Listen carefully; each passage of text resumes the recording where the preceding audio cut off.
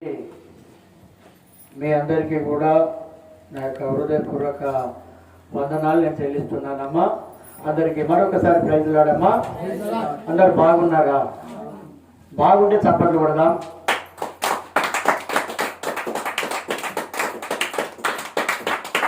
ఎప్పుడు కూడా చప్పట్లు కొట్టేప్పుడే కానీ, ఆరాధించేటప్పుడే కానీ, స్తుతించేప్పుడే కానీ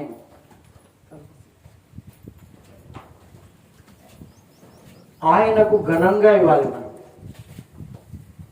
ఆయన అంటున్నాడు, నన్ను ఘనపరచు వారిని నేను ఘనపరుస్తా అంటున్నాడు. ఎవరైతే ఆయనను ఘనపరుస్తారో ఆయన వారిని ఘనపరుస్తాడు. అందుకే ఇక్కడ చెప్తున్నాడు, ఇక్కడ ఎన్నో మాటలు మనం నేర్చుకుంటున్నాం. మనందరం కూడా నేర్చుకునేటువంటి వాళ్ళం. మనం మాకేదో వస్తుంది అని మేము ఇక్కడికి రాలేదు.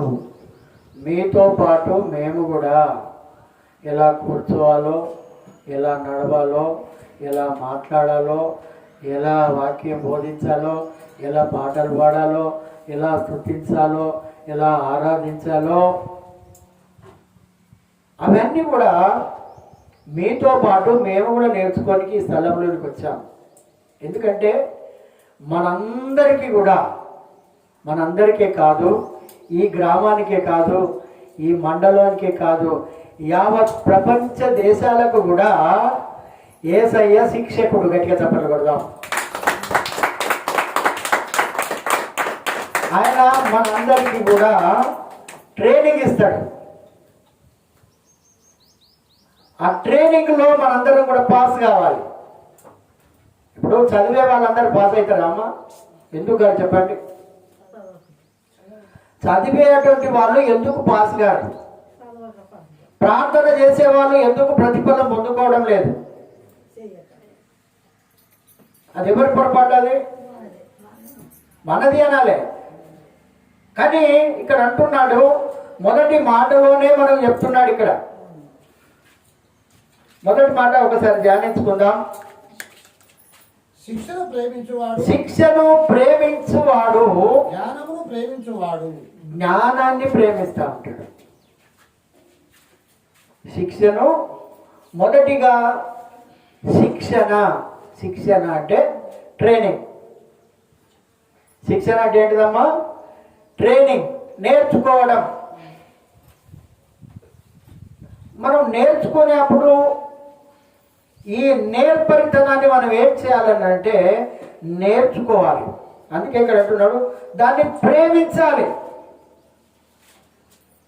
దాన్ని, ఆ శిక్షను, అందుకే అంటున్నాడు, ఆయన వేసినటువంటి శిక్షను మనం ప్రేమించేటువంటి వాళ్ళముగా మనం ఉండాలి.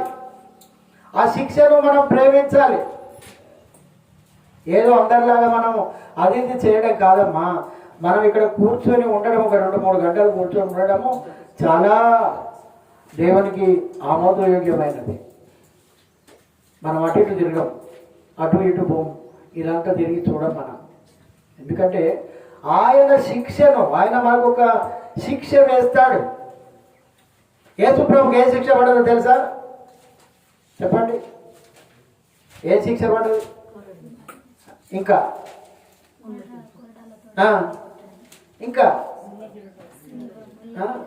ఇవన్నీ ఆయన ఏం చేశాడు? భరించాడు. అవన్నీ కూడా భరించాడు. మన చిన్న కష్టాన్ని మనం భరించలేము. ఇక నేను బతకా, ఇక నేను చచ్చిపోతాట, మనం ఇక నేను బతికేందుకంటాం లేకుంటే. కానీ ఆయన శిక్షను ప్రేమించాలి. మనం మోకాల మీద ఒక గంట ఉండమంటాడు, ఉంటానమ్మా మనం? అబ్బో నాకు మోకాల నొప్పులు అంటాం. మరి మోకాల నొప్పులు లేనప్పుడు ఏం చేసినావు?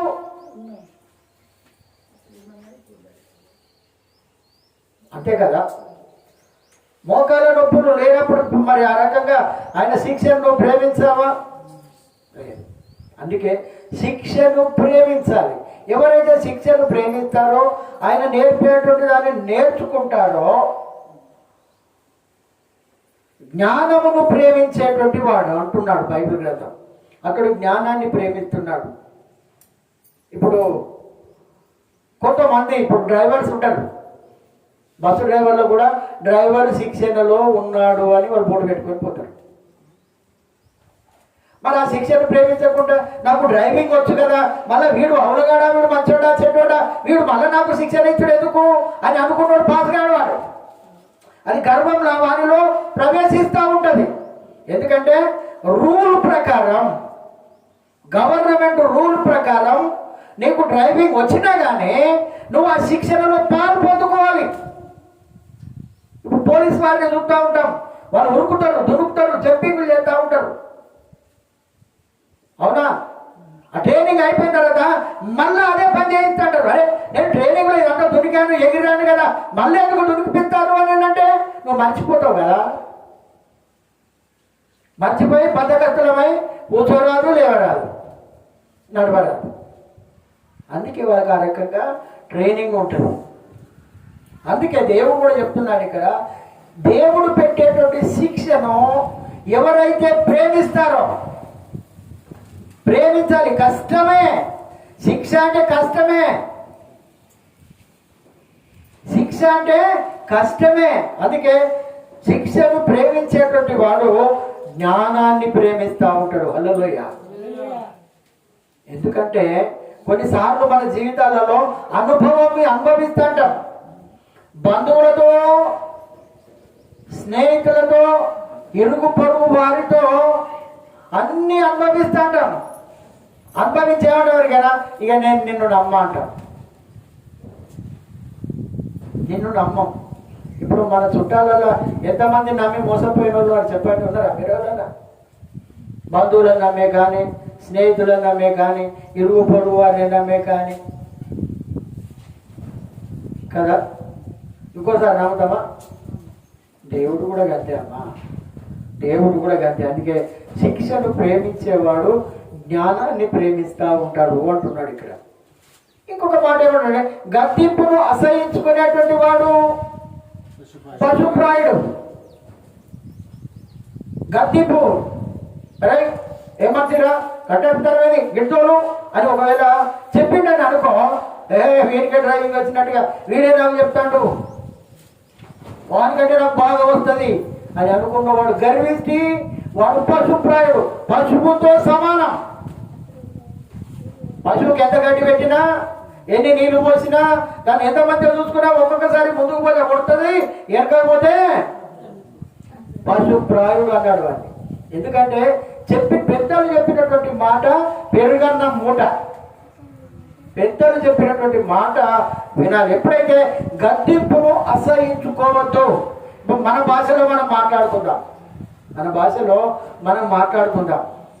చెప్పగా వినడం ఏం చేయాలి? అంతేనా కాదా? అంతేనా కదా? ఎన్నిసార్లు చెప్పినా గద్దించినా వినటువంటి వాడు కూడా పశుప్రాయుడే. ఎన్నిసార్లు చెప్పాలి నీకు? మనిషికో మాట, గొడ్డుకో దెబ్బ. వీడు పశుప్రాయుడు, వినడు, నాకు అంత తెలిసి అంటాడు. వీడు గద్దింపును అసహించుకుంటాడు, చీదరించుకుంటాడు. రెండో మాటలు అంటున్నాడు, సత్పురుషునికి యెహోవా కటాక్షం చూపుతాడు. హల్లెలూయా. సత్పురుషుడు అంటే నీతిమంతుడు. యేసు ప్రభువును కూడా ఒక యవనస్తుడు యేసయ్యతో చాలా మంది ఆ బజార్ నుండి వెళ్తా ఉంటే అందరికంటే ముందు పోయాడు. అమ్మా, అందరికంటే ముందు పోయి మోకరించి అంటున్నాడు, నేను నిత్య రాజ్యంలో పాలు పొందాలంటే ఏం చేయాలి? ఓ సత్పురుషుడా అంటున్నాడు. ఓ సత్పురుషుడా, మరి నేను పరలోక రాజ్యం చేరాలనంటే నేను ఏం చేయాలి అని అడిగితే, నువ్వు దొంగతనం చేయొద్దు, నరహత్య చేయొద్దు, పాపం చేయొద్దు, మోసం చేయొద్దు, మంచి కొంపలు ఉంచొద్దు, కల్తీ చేయొద్దు, ఇవన్నీ కూడా చెప్పేసిన తర్వాత ఇవన్నీ నేను చేస్తూనే ఉన్నాం, చిన్నప్పటి నుండి నేను చేస్తున్నా అంటున్నాడు. కానీ నీకొకటి పొదవగా ఉన్నది బిడ్డ అన్నాడు దేవుడు. నీకొకటి తక్కువ ఉన్నది. ఏంటిదయ్యా?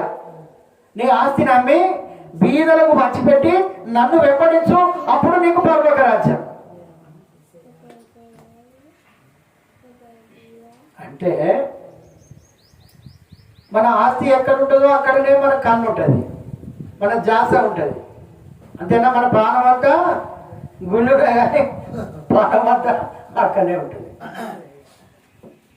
అంటే ఇక్కడ ఏమంటున్నాడు? ఇక్కడ సత్పురుషునికి యెహోవా కటాక్షం చూపిస్తూ ఉంటాడు. సత్పురుషుడు అంటే దేవుని మాట వినేవాడు, దేవునికి లోపడేటువంటి వాడు. యెహోవా కటాక్షం చూపడం అనంటే ప్రేమ చూపించడం, దయ చూపించడం. ప్రేమ, దయ, జాలి, కరుణ. ఆయన మనకి ఇవ్వనికే ఆయన ఈ లోకానికి వచ్చాడమ్మా. ఆయన అవి మనకి ఇవ్వనికే ఇక్కడ వచ్చాడు. ఏమంటున్నాడు అని అంటే, సత్పురుషునికి యెహోవా కటాక్షం చూపును, దురాలోచనలు గలవాడు నేరస్తుడని ఆయన తీర్పు తీరుస్తూ ఉంటాడు. దురాలోచన అంటే చెడ్డ ఆలోచన. దురాలోచన అంటే చెడిపోయినటువంటి ఆలోచనలు, ఖరాబ్ అయ్యే ఆలోచనలు. ఒకరిని జడగొడతాడు, వీడు చక్కగా ఉంటాడు, వాడు పాడైపోగాడు, వీడు చూసి నవ్వుతాడు. దురాలోచన, దుర్యోచన, దుర్వ్యాపారం, ఇవన్నీ ఒకటే. దురాలోచన, దుర్వ్యాపారం, దుర్మార్గపు పనులు, ఇవన్నీ కూడా ఒకటే. అందుకే దురాలోచనలు చేయవాడు నేరస్తుడు వాడు, తప్పు చేసినటువంటి వాడు, పొరపాటు చేసినటువంటి వాడు. చెడ్డ ఆలోచనలు చేస్తే, చెడు తలంపులు తలుచుకుంటే దేవుని దృష్టిలో మనము నేరస్తులమైతాము అని తీర్పు తీరుస్తాడు ఆయన. ఎందుకయ్యా, నేను ఎందుకు బ్రదర్, ఎందుకు పాస్టర్ అయ్యా, మేము చర్చికి పోతున్నాం కదా, మేమెందుకు నేరస్తులం అవుతామంటే, నువ్వు ఇలాంటి దురాలోచనలు నువ్వు చేస్తున్నావు, చెడు కార్యాలు నువ్వు చేస్తున్నావు, కానీ నువ్వు నేరస్తుడివే. నువ్వు ఎంత చర్చికి పోయినా, నువ్వు ఎంత తెల్లబట్టలు వేసుకున్నా, నువ్వు ఎంత షరీఫ్గా తిరిగినా, ఎంత మంచిగా ఉన్నా, నువ్వు నేరస్తుడివే. అందుకే ఇక్కడ మాట్లాడుతున్నాడు. ఇక్కడ 3వ వచనంలో మాట్లాడుతున్నాడు, భక్తిహీనత వలన ఎవరును స్థిరపరచబడరు. భక్తిహీనత అంటే భక్తి లేనటువంటి వాడు స్థిరంగా ఉండడు. భక్తి వింటాలా? అందరు వింటాలా? భక్తి లేనటువంటి వాడు స్థిరంగా ఉండడు. ఇక్కడ కొన్ని రోజులు, అక్కడ కొన్ని రోజులు, అక్కడ కొంతసేపు, ఇక్కడ కొంతసేపు, ఇక్కడ కొంతసేపు, లోకం కొంతసేపు. ఇవన్నీ భక్తిహీనుడు. భక్తిహీనత వలన ఎవరును స్థిరంగా ఉండలేము. భక్తిహీనత, భక్తి లేనటువంటి వాడు ఇటు లోకంలో తిరుగుతాడు. ఆదివారం నాడు కూడా మందిరం ఉన్నా కానీ ఇష్టానుసారంగా తిరిగేవాడు భక్తిహీనుడు. భక్తిహీనుల వలన స్థిరంగా ఉండలేడు. క్రైస్తవుడు అంటే స్థిరంగా నిలబడేటువంటి వాడు. స్థిరంగా నిలబడాలి, కదలకుండా ఉండాలి. కష్టాలు రాగానే, బాధలు రాగానే, శ్రమలు రాగానే పక్కకు పోయేవాడు క్రైస్తవుడు కాదు. అందుకే అంటున్నాడు, ఏమంటున్నాడు? భక్తిహీనత వలన ఎవరు స్థిరపరచబడరు, నీతిమంతుల వేరు కదలదు. వేరు కదలడం అంటే ఏంటి? వేరు కదలదు. వేరు కదులుతుందా అమ్మ? చెట్టు కదులుతుందా? వేరు కదులుతుందా? చెట్టు కదులుతుంది కానీ వేరు కదలదు. అందుకే నీతిమంతులు ఆ రకంగా ఉండాలట. వేరు పారాలి. నీతిమంతుల వేరు అది కదలదు, ఎప్పుడు స్థిరంగానే ఉంటుంది.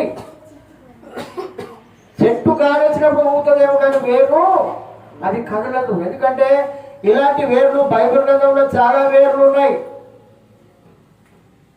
ఒకసారి ఏప్రిల్లోకి రాసిన పత్రికలో ఒక వేరు దొరుకుతుంది మనకు.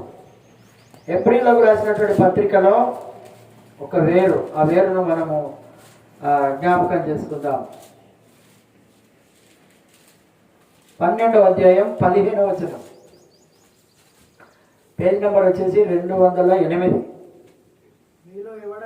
మీలో ఎవడైనను దేవుని కృపను పొందకుండా తప్పిపోవునేమో అనియు చేదైన వేరు ఏదైనను మొలిచి కలవరపరచుట వలన అపవిత్రులైపోతారు. జాగ్రత్త అంటున్నాడు ఇక్కడ. చేదైన వేరు. నువ్వు మంచిదానివే, మంచివాడివే, నువ్వు నీతి మార్గంలో నడిచేటువంటి వారివే, కానీ వస్తుంది ఇక్కడ ఇలా ఫంక్షన్ అది ఎడిపోతున్నావు, ఇలా ఒక్కరోజు పోకుండా అవుతుంది, ఇలా ఆదివారం చర్చికి పోకుండా ఏమవుతుంది అని అడిగేటువంటి వాళ్ళు వస్తారు మనకు. నీకు ఆదివారం నాడేనా, రేపు పోవచ్చు కదా, ఎల్లుండి పోవచ్చు కదా. చేదైనట్టు వేరు. ఏదేను వనములోనికి సర్పము ప్రవేశించినట్టుగా చేదైన వేర్లు మన మధ్యలోనికి వస్తాయి. అవి ఉంటాయేమో జాగ్రత్త చూసుకోండి అంటున్నాడు. అది అవి మళ్ళీ పాడు చేస్తుంది. చేదైనటువంటి వేరు మనల్ని ఖరాబ్ చేసేవారు, చెడగొట్టేవారు, నాశనం చేసేవారు మన పక్కనే ఉంటారు, ఎక్కడో ఉండరు. అందుకే ఇది చేదైన వేరు ఏదైనాను మొలుస్తుందేమో చూడండి. మన భక్తి జీవితం గురించి కూడా వేరు గురించి చెప్పాడు. బండ మీద పడ్డటువంటి విత్తనానికి అది మొలుస్తుంది, కొంతకాలం నిలుస్తుంది. వేరు సూర్యరశ్మి తగలగానే ఆ బండ వేడికి ఏమైపోతాడ చెట్టు, వేరు లేదు, దానికి స్థిరంగా ఉండాలి. వేరు అనేది ముఖ్యం. వేరు కావాలి. వేరు మూల కారణం వేరు. అందుకే ఇక్కడ చెప్తున్నాడు, కదలదు. 4వ వచనం, యోగ్యురాలు తన పెనిమిటికి కిరీటము కుళ్ళు. భార్యలారా మీ భర్తలకు లోబడి ఉండండి అని పరిశుద్ధ గ్రంథం తెలియజేస్తుంది. ఏంటట? యోగ్యురాలు. చాలా మంది స్త్రీల గురించి చెప్పుకున్నాం మనం. నెనరు గల స్త్రీ అనున్నది, కపటం గల స్త్రీ అనున్నది, జార స్త్రీ ఉన్నది, ఇంకా రకరకాల స్త్రీలు ఉన్నారు, పరస్త్రీ, ఇంకా ఉన్నాయి స్త్రీలు. నెనరు గల స్త్రీ, నెనరు గల అంటే యోగ్యురాలు తన పెనిమిటికి కిరీటం. యోగ్యంగా ఉండాలి, భర్తను ప్రేమించాలి. నీ శరీరానికి నీ శిరస్సు ఏ రకంగానైతే ఉందో ఈ శిరస్సే నీ భర్త. అందుకే చెప్తున్నాడు, ఈ సంఘానికి శిరస్సు దేవుడు. అందుకే యోగ్యురాలు తన పెనిమిటికి కిరీటము. చెడ్డ పేరు తెచ్చేది మంచిదవుతుందా? కాదు. చెడ్డ పేరు ఎప్పుడు కూడా స్త్రీలు తెగకూడదు. అందుకే యోగ్యురాలు తన పెనిమిటికి కిరీటము. సిగ్గు తెచ్చినది. కొంతమంది సిగ్గు తెస్తూ ఉంటారు, చెడు పేరు తీసుకొని వస్తూ ఉంటారు. వాని ఎముకలకు అది కుళ్ళు, మరి లేవనేది పడనేది, ఎటు పోయినా ఓ దగ్గర లొల్లి పెట్టుకొని వస్తుంది. ఏందే మళ్ళీ నువ్వు బయటకి ఎందుకు పోయినావే, మళ్ళా నుండి వచ్చినావా, తెచ్చిన అరే ఏందే అని పెళ్ళాం, లేకుండా నీ భార్య ఏంటే అని అతనికి అవమానం తీసుకొని వస్తారు. ఆ రకంగా మాట్లాడుతున్నాడు. 5వ వచనం, నీతిమంతుల తలంపులు న్యాయయుక్తములు, మోసకరం. కొంతమంది మోసం చేసే వాళ్ళు ఉంటారు, వీళ్ళే భక్తిహీనులు. భక్తిహీనులు అంటే మోసం చేస్తారు వాళ్ళు వాళ్ళను. మోసంతోటే వాళ్ళ బతుకు, మోసంతోటే వారి యొక్క బ్రతుకు. అందుకే ఇక్కడ అంటున్నాడు, నీతిమంతుల తలంపులు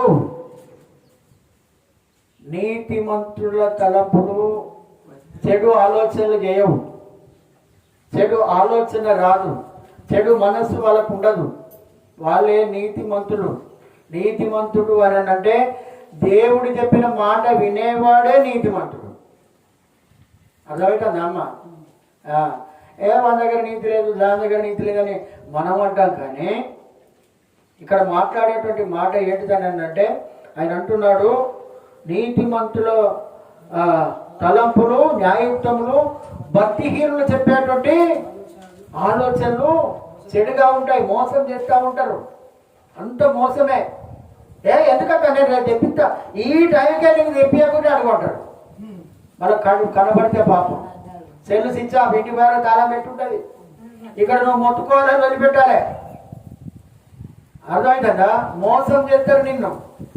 అలాంటి మోసకారులు కూడా ఉంటాడు ఇక్కడ. అందుకే ఇక్కడ అంటున్నాడు, ఏమంటున్నాడు? నీతిమంతుల తలంపులు న్యాయయుక్తములు, భక్తిహీనులు చెప్పు ఆలోచనలు మోసకరం. భక్తిహీనులు మాట్లాడే మాటలు మనం వినకూడదు. భక్తిహీనుడు ఎప్పుడు నేను జడగొట్టుకోడే, టోపు ఎత్తనే ఉంటాడు, నీకు ఏదో ఒకటి నడకపోతూనే ఉంటాడు, మళ్ళా ఇచ్చే ఆలోచన ఉండదు భక్తిహీనుడికి.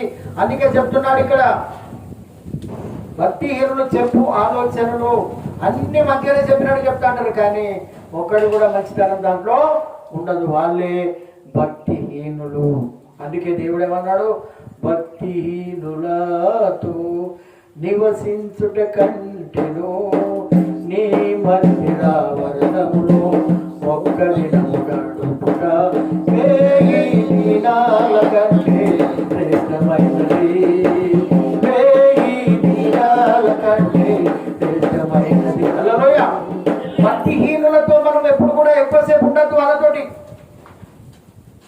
వాళ్ళ ఆలోచనలు వాళ్ళ గుణాలు మనకు వస్తాయి. అర్థమవుతుందా? భక్తిహీనులు అని అంటే ఇటు సగం భక్తి ఉంటుంది, అటు సగం భక్తి ఉంటుంది, నిండా భక్తి ఉండదు. ఓ అక్క ఇవాళ పోకుంటే వచ్చే వారం ఇద్దరం కలిసిపోదామంటారు. ఈ వారం రాదు, వచ్చే వారం రాదు, నిన్ను పోనీయదా పోదు. అందుకే వీళ్ళు భక్తిహీనులు. అందుకే వాళ్ళ ఆలోచనలు మోసకరములు.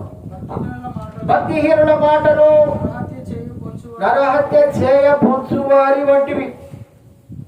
ఒక మనిషిని హత్య చేసేటువంటి మాటలు మాట్లాడుతూ ఉంటారు వాళ్ళు భక్తిహీనులు. సూటిపోటి మాటలతోటే భక్తిహీనులు మాట్లాడుతూ ఉంటారు. మీరే దేవుని నమ్ముకున్నట్టుగా, మీకే దేవుడు ఉన్నట్టుగా మీరే ఇదంతా చేస్తూ ఉన్నారు. అవునండి, రియల్ దేవుడు మన దేవుడే. చప్పట్లు కొట్టండి. ఇప్పుడు మన తాతలు పోయిళ్ళు, మన తండ్రులు పోయిళ్ళు, మన ముత్తాతలు పోయిళ్ళు, ఇంకెవరెవరో పోయిళ్ళు. వాళ్ళ పేర్లు ఎవరు కానీ గుర్తున్నాయా? కదా. చెప్పినా కానీ మన కొంతకాలానికే మనం మర్చిపోతాం. ఎప్పుడో 2024, 25 సంవత్సరాల కింద పుట్టినటువంటి యేసుప్రభుని మనం ఎందుకు కొనియాడాలంటే ఆయన చరిత్ర ఎందుకు ఉన్నది?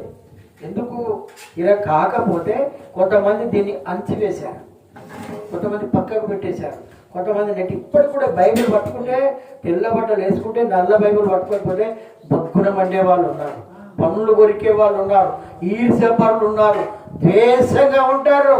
అయినా ఏం కాదు. మన దేవుడు గర్జించు సింహం. మన దేవుడు గర్జించు సింహం. ఏం కాదు. ఆయన కోసం చనిపోతే తప్ప మరి. అందుకే ఇక్కడ అంటున్నాడు, ఇక్కడ భక్తిహీనుల మాటలు నరహత్య చేయ పొంచి ఉన్నవి, వారిని విడిపించును. ఛత్తీస్గఢ్లో వాళ్ళందరూ కూడా తీర్మానం చేసుకున్నారట, క్రైస్తవులు అందరినీ ఊచకోత వేయాలని, చంపేయాలని, ఆడవాళ్ళందరినీ వివస్త్రాలు వేసి బట్టలు ఇప్పేసి రోడ్లు ఎంబడి తిప్పాలి, వీళ్ళు ప్రార్థన చేయొద్దని అంత అది తీర్మానం చేసుకున్నారట. అక్కడ ప్రభుత్వమే తీర్మానం చేసుకున్నారట. చూడండి, క్రైస్తవులు అంటే దొంగతనం చేసేవారా, మోసం చేసేవారా, మంది గొప్పలు వచ్చేవారా? మరి ఎందుకోసం అండి? ఈర్ష్య, పగ.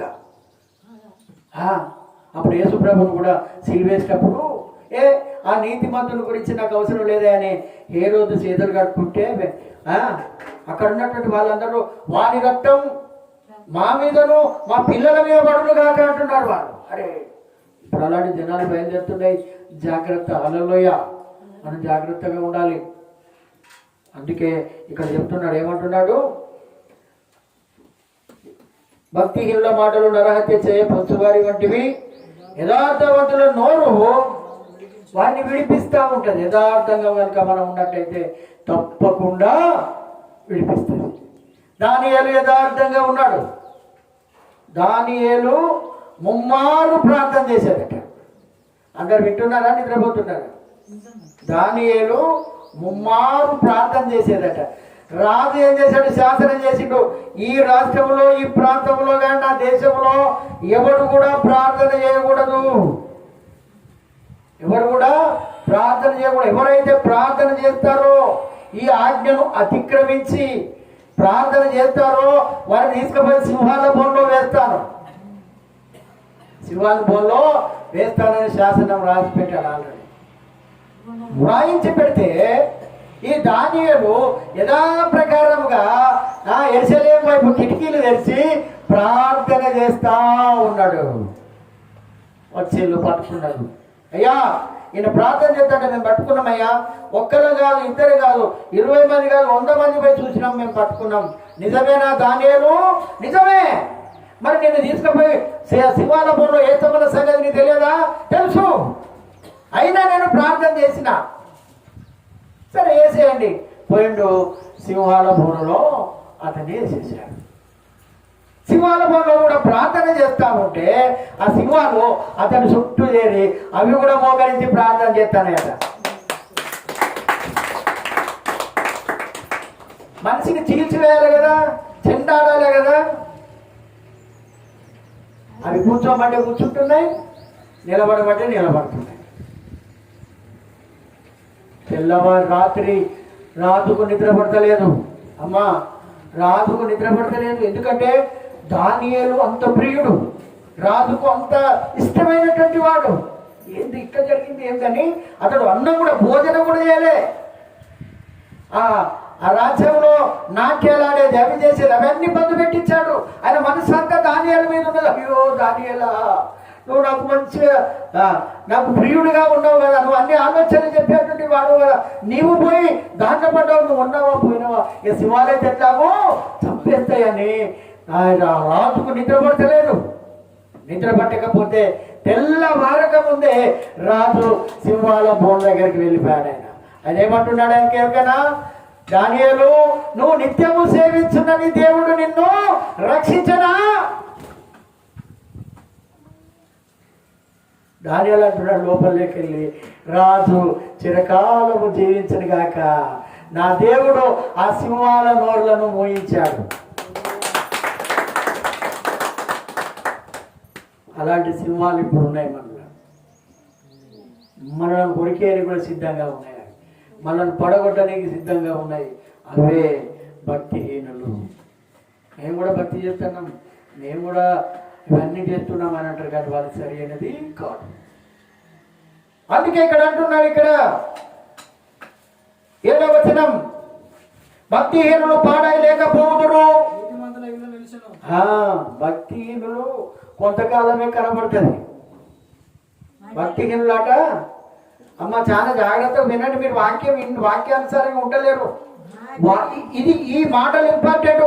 అవసరమైన మాటలు మనం పక్కకు పోతే దొరుకుతాయి, అవి ఇవి దొరకవు. ఇప్పుడు దొంగిళ్ళు ఏమైపోతుంది తెలుసు కదా, పాపం చేసిన ఇల్లు ఏమైపోతుంది. భక్తిహీనులు అంటే వాళ్ళ ఇల్లు కొంతకాలమే ఉంటుంది. చూసినప్పుడు పచ్చగా కనబడుతుంది.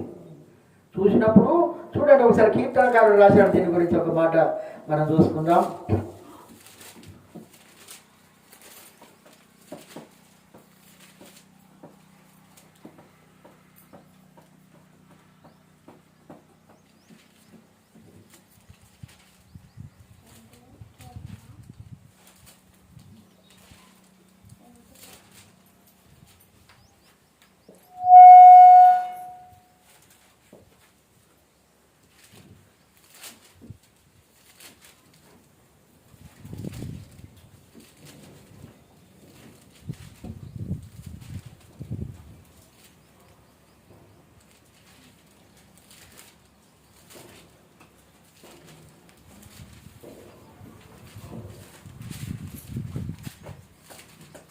హల్లెలూయా.